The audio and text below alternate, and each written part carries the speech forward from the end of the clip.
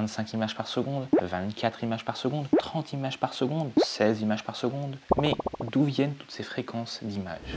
On commence avec le 16 images par seconde. Au tout début du cinéma et des caméras, en fait, c'était une manivelle qui a été tournée manuellement pour enregistrer les images. Du coup, la vitesse des images dépendait de la vitesse à laquelle on tournait. Et donc, ce n'était pas forcément un nombre fixe, ça pouvait varier un peu. Mais on était autour des 16 images par seconde, d'où le fait qu'aujourd'hui, on peut encore entendre parler de 16 images par seconde.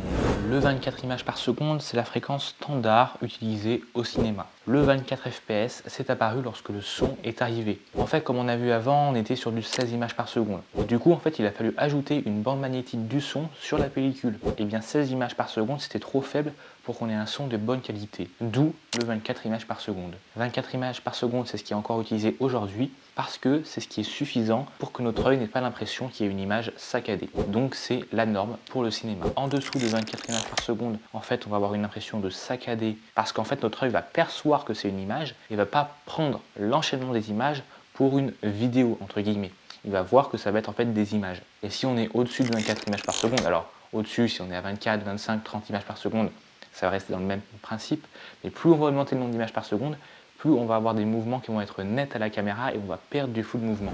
Le 25 images par seconde, ça vient d'où? Eh bien déjà, il faut savoir que c'est la fréquence d'images par seconde standard en Europe. En fait, en France, la fréquence du courant électrique, c'est 50 Hz. Et donc du coup, on a eu des télévisions cathodiques. Et en fait, ces télévisions, elles étaient constituées du coup, en fait, il y avait un faisceau électrique qui balayait l'écran. Et c'est comme ça que l'image se créait sur l'écran. Et donc du coup, en fait, on a envoyé non pas vraiment 25, mais 50 demi-images en fait, parce que c'est des images entrelacées. Donc voilà, en Europe, 25 images par seconde, parce que le réseau était en 50 Hz.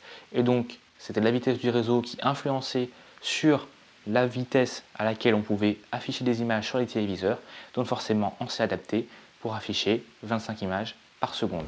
Ensuite, on a le 30 images par seconde. Donc ça, c'est la fréquence d'image par défaut pour les États-Unis et le Japon notamment. Et en fait, c'est la même explication qu'auparavant, sauf que cette fois-ci, le réseau électrique était à 60 Hz. Et d'ailleurs, petite information en plus, de nos jours, souvent quand on parle de 30 images par seconde, par exemple sur les caméras, par exemple le cas sur ma caméra Sony A7 IV, lorsque j'enregistre en fait à 30 images par seconde, je n'ai pas un fichier à 30 images par seconde, mais j'ai un fichier à 29,97 images par seconde. Et ça, en fait, c'est dû à l'arrivée de la couleur. Lorsque du coup les télévisions étaient en noir et blanc, il n'y avait pas de problème, le système du 60 Hz et donc des 30 images par seconde fonctionnait. Mais lorsqu'il y a eu l'arrivée de la couleur, on avait un problème d'interférence entre les signaux audio et vidéo. Et donc du coup, pour contourner ce problème, la fréquence d'image a été abaissée à 29,97 images par seconde. C'est pour ça qu'aujourd'hui, on entend communément parler de 30 images par seconde, mais en réalité, c'est souvent des plans en 29,97 images par seconde qui sont enregistrés.